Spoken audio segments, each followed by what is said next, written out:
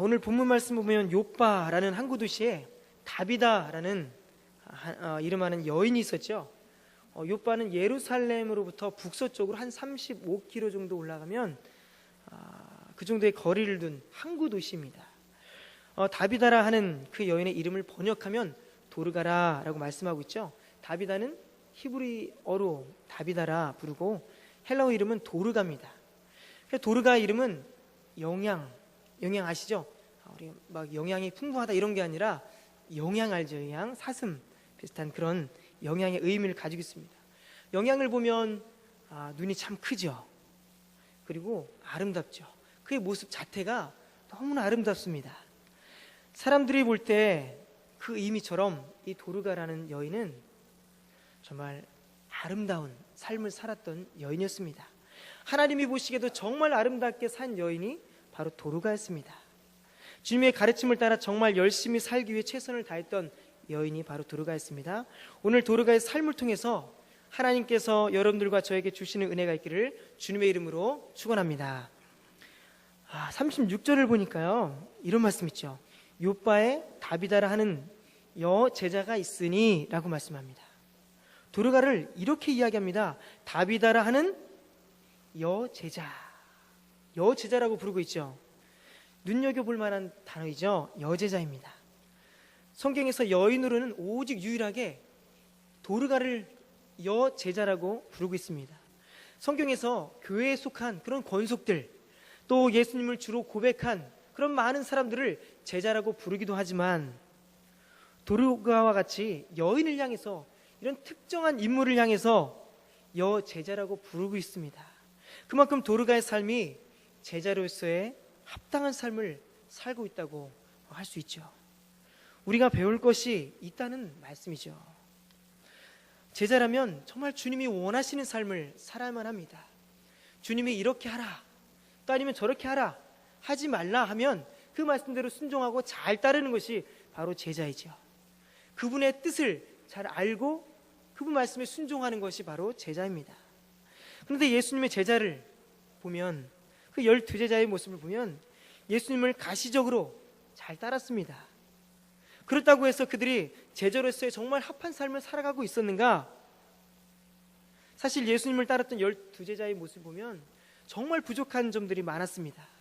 예수님께서 그들을 부를 당시 예수님의 3년간의 그 공생의 기간의 모습을 보면 누구 하나 롤모델로 삼고 싶은 제자들의 모습이 없습니다. 그들의 믿음은 들쑥날쑥했고요, 믿음이 없어서 책망을 듣기도 했습니다. 예수님께서 하신 말씀의 의미를 제대로 깨닫지 못해서 동문서답을 하는 그런 모습들도 적지 않게 봅니다. 정작 예수님과 함께 있어야만 하는 그 순간에는 꽁무니를 빼고 주랭랑을 치는 모습도 우리가 볼 수가 있습니다. 그들에게 예수님의 제자로서의 자격이 있는가? 우리가 물어본다면 어느 누구 하나 제자로서의 본이 될 만한 사람들이 없습니다.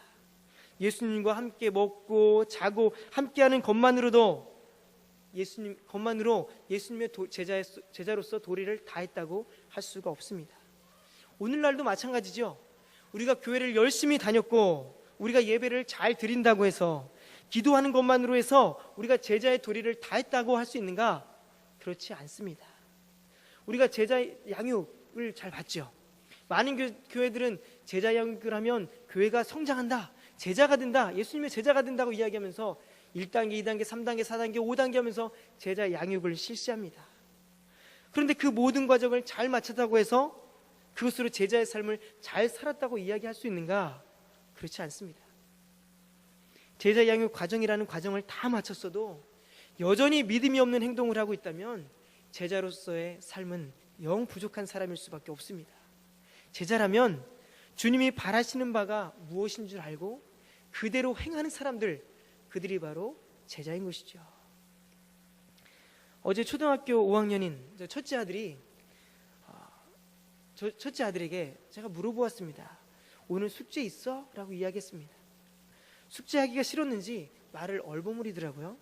그러면서 하는 말이 사회문제 풀어보기가 있다고 이야기하는 것이었습니다. 그러면 해야지 라고 이야기했더니 풀어오기는 풀어가야 하지만 풀어보기는 풀어도 되고 안 풀어도 되는 것이 아니야? 이렇게 이야기를 하는 겁니다. 속으로 그랬죠. 많이 컸네. 그리고 아들이 한 말을 곰곰이 생각해 봤습니다. 그래, 풀어보기는 풀어가야 하고, 풀어보기는 학교에서 꼭 가서 검사를 안 맡아도 되는 거니까 안 풀어도 되겠다라는 생각을 개인적으로 살짝 해봤습니다. 그렇다면 만약 문제를 풀어가서 꼭 학교에 가져가지 않아도 된다고 한다면 풀지 않아도 되는 것입니까? 아니면 풀어야 될까요? 그 해답은 풀어보기를 숙제로 내주신 선생님의 의도에 있습니다. 그래서 제가 선생님께 전화를 하지 않았죠. 그런데 시간이 조금 지난 후에 알고 보니까요, 다음 날 사회 시험이 있는 것이었습니다.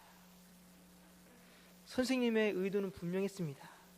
내일 시험이 있으니까 미리 풀어보고 시험을 준비하라는 선생님의 생각이 담겨 있는 것이었죠. 선생님의 의도는 풀어도 되고 안 되고의 문제를 떠나서 문제를 풀어야만이 시험을 잘 준비할 수 있다는 의도에서 선생님께서 문제를 풀어오라 내주신 것이죠. 누구나 제자가 될 수 있습니다. 그러나 바른 제자라면 스승의 의도와 뜻을 잘 이해해야만이, 그리고 행동으로 옮기는 제자가 바로 참된 제자죠. 바른 제자죠. 마찬가지입니다. 여러분들이 주님의 온전한 제자로 서길 원한다면 정말 주님이 원하시는 제자의 모습이 여러분들 삶 가운데 필히 꼭 나타나면 하는 것입니다.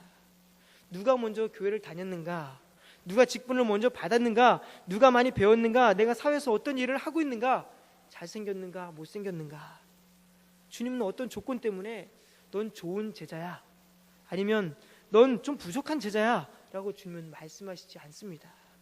예수님은 어부들과 세리, 세상에서는 천한 직업이라고 여겼던 그 제자들을 부르셔서 주님의 사역에 동참하게 하십니다.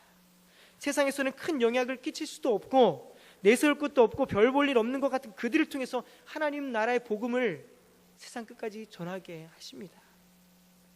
주님의 마음을, 또 그분의 생각과 뜻을 우리가 다 어떻게 알 수 있겠습니까? 그러나 주님의 마음을 다 이해하지 못해도 주님의 마음을 알기 원하고 우리가 해야 할 것, 그리고 하지 말아야 할 것을 알고 지키기 위해서 최선을 다하는 자가 주님의 제자인 줄 믿습니다. 여러분들이 그런 제자가 되실 줄 믿습니다. 도르가가 바로 그런 제자였습니다. 주님의 말씀대로 살려고 정말 몸부림을 쳤던 제자가 바로 도르가였습니다. 당시 여인으로서 할 수 있는 것이 제한되어 있었죠. 많은 일들을 할 수 없었습니다.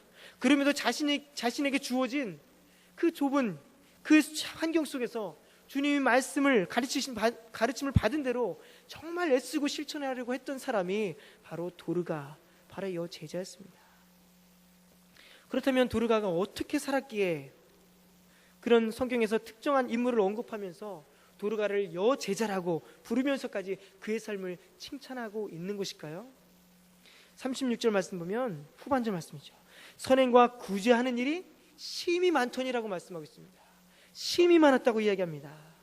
어느 정도 사람들이 그냥 한 번쯤 선행하고 구제하는 것이 아니라 심히 많다고 이야기하고 있죠. 우리말 성경에는 그녀가 언제나 선한 일을 하고 가난한 사람들을 도왔습니다 라고 이렇게 번역하고 있습니다. 심히 많다는 것은 언제나 하지 않으면 할 수 없는 일들이죠. 도움이 필요한 사람들을 위해서 내 시간과 물질을 많이 할애했다는 말입니다. 힘이 붙이도록 정말 열심을 냈다는 말이죠. 내가 할 일을 다 하고 남은 시간들을 들여서는 많은 일을 할 수 없습니다. 내 몸을 돌보고 내게 주어진 시간, 물질, 내게 투자하는 시간들을 내려놓지 않아도 최소한의 것은 할 수 있지만 도르가처럼 선행과 구제하는 일에 힘이 많았다고 이야기할 수는 없을 것입니다. 그렇게 도르가는 힘에 붙이도록 자신의 시간과 또 물질을 들여서 선행하고 돌보는 일에 정말 애를 썼던 사람이었습니다. 그런데 질문이 또 하나 생기죠. 그러면 많은 일을 하는 것만으로 제자의 삶을 잘 살았다고 할 수 있을까? 아니죠. 도르가가 선행과 구제를 하였던 동기를 우리는 살펴보아야 합니다. 도르가가 선행과 구제를 할 수 있었던 가장 큰 이유, 바로 그 동기는 바로 사랑 때문이었습니다. 사랑에 근거한 바로 선행이었습니다. 주님은 무엇보다 사랑에 관해서 열심히 외치셨죠. 하나님을 사랑하고 내 이웃을 사랑하고, 그것도 모자라서 내 원수도 사랑하라고 주님은 말씀하셨습니다. 새 계명을 너희에게 주노니 서로 사랑하라. 내가 너희를 사랑한 것 같이 너희도 서로 사랑하라. 너희가 서로 사랑하면 이로써 모든 사람이 너희가 내 제자인 줄 알리라 라고 주님께서 말씀하셨습니다. 제자를 알 수 있는 것은, 너희가 진짜 제자라고 알 수 있는 것은 사랑에 있다라고 주님 말씀하셨습니다. 사랑하라는 주님의 말씀을 행함으로 나타냈던 여인이 바로 도르가였습니다. 오늘 본문은 몇 구절 되지 않지만 도르가의 삶이 정말 많은 사람들에게 사랑을 가지고 선행을 베풀고 구제를 베풀었다는 것을 우리는 알 수가 있습니다. 도르가가 죽었을 당시의 상황을 보면 우리가 얼마나 사람들을 사랑했는지, 정말 사랑으로 선행을 베풀었는지 우리는 알 수가 있죠. 열심히 선행과 구제하는 삶을 살고 있다가 병이 들어 그는 죽게 됩니다. 어떤 병이 들었는지 성경은 이야기하지 않고 있습니다. 구체적인 이야기에 대해서는 말씀하고 있지 않습니다. 그러나 추측해 볼 수 있는 것이 있습니다. 많은 선행과 구제로 자신의 몸을 돌보지 못했다는 그런 생각을 우리는 해볼 수가 있습니다. 내 자신을 사랑함보다 타인을 사랑함으로 말미암아서 내 자신을 돌볼 여력이 없어서 그렇게 신경 쓰지 못했기 때문에 자신이 죽을 병에 있어도 그것을 빨리 알지 못하고 죽었다고 생각해 볼 수가 있는 거죠. 그 시기를 놓쳐서 죽게 됐다고 우리는 생각해 볼 수가 있습니다. 도르가의 삶을 보면 얼마든지 그렇게 생각할 수가 있죠. 예전에 묻지마 톤즈라고 그런 방송을 했었죠. 이태석 신부님이었죠. 아프리카 수단의 그 톤즈라는 곳에, 그런 마을에 자청해서 교육과 또 의료 봉사를 하러 갔습니다. 그렇게 열심히 사역을 하다가 한국에 휴가차 오게 됐죠. 그때 발견되었습니다. 무엇이 발견되었냐면 대장암이 발견되었던 거죠. 그래서 어떻게 손을 쓸 수 없이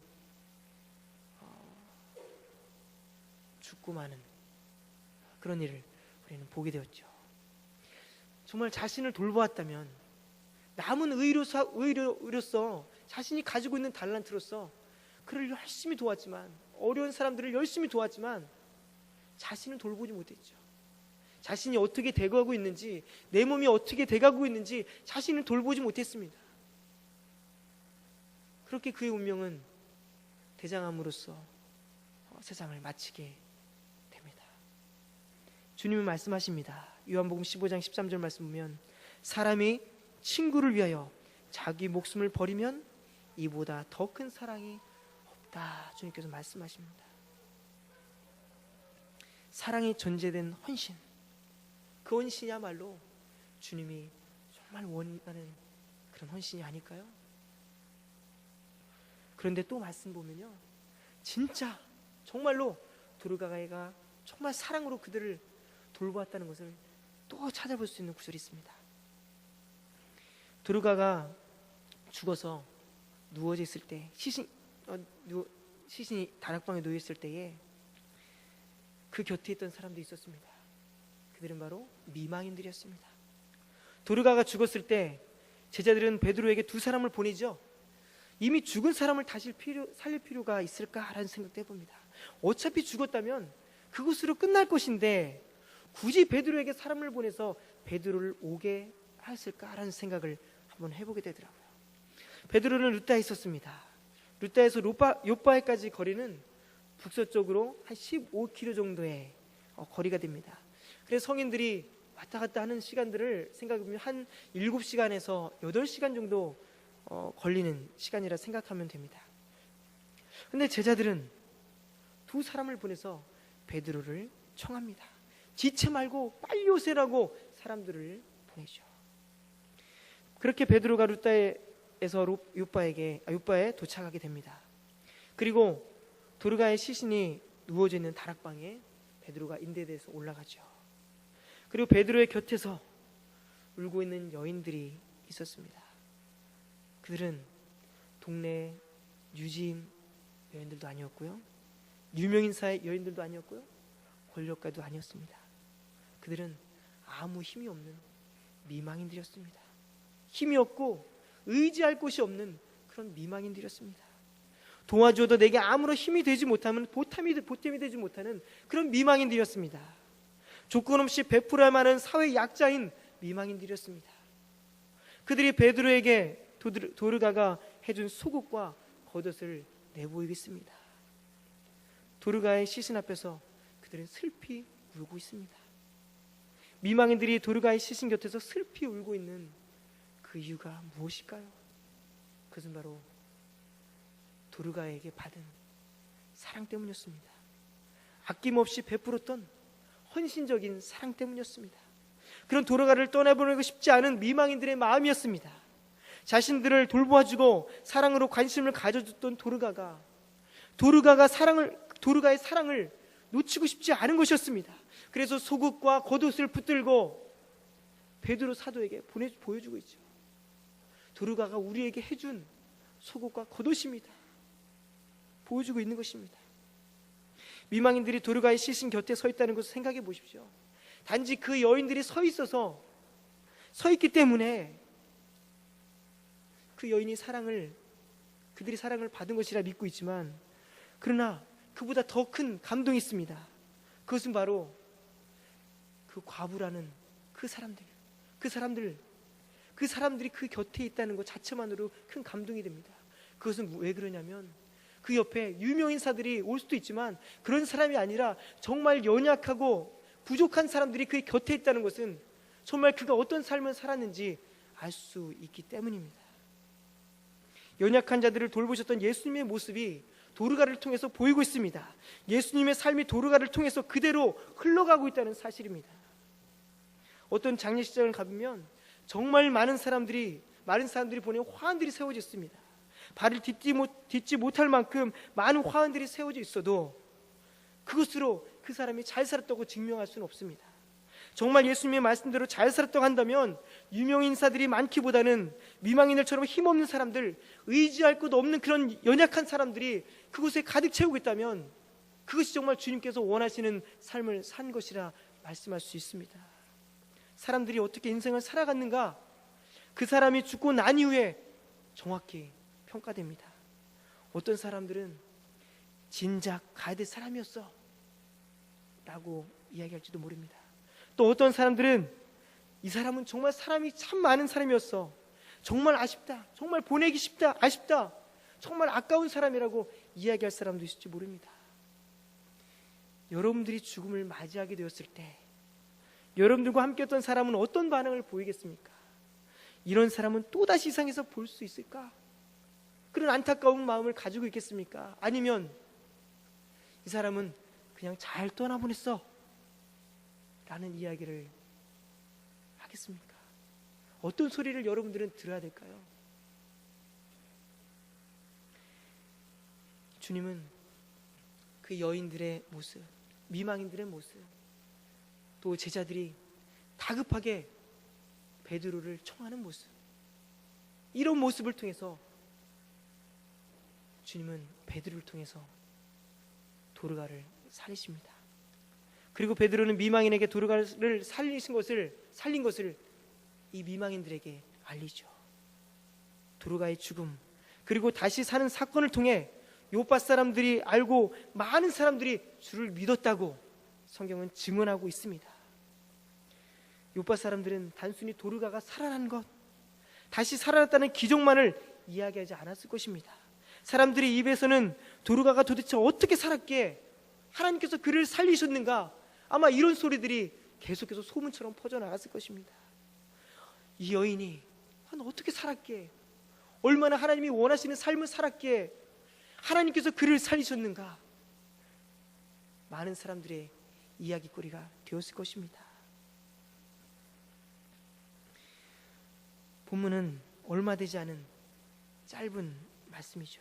그러나 여제자의 도르가의 삶은 여러분들과 제가 어떻게 살아야 할 것인지 분명하게 오늘 가르쳐 주고 있습니다. 도르가를 통해 도전받고 주님의 제자로서 그분의 말씀처럼 사랑하고 순종하고 주께 영광 돌리는 삶이 여러분들 삶 가운데 있기를 소망합니다. 여러분들도 이와 같이 되기를 소망합니다. 도르가의 여인처럼 사랑으로 이웃을 사랑하고 헌신하고 주님이 원하시는 것이라면 그 말씀대로 온전히 순종하는 그런 삶이 여러분들 삶 가운데 있기를 주님의 이름으로 축원합니다.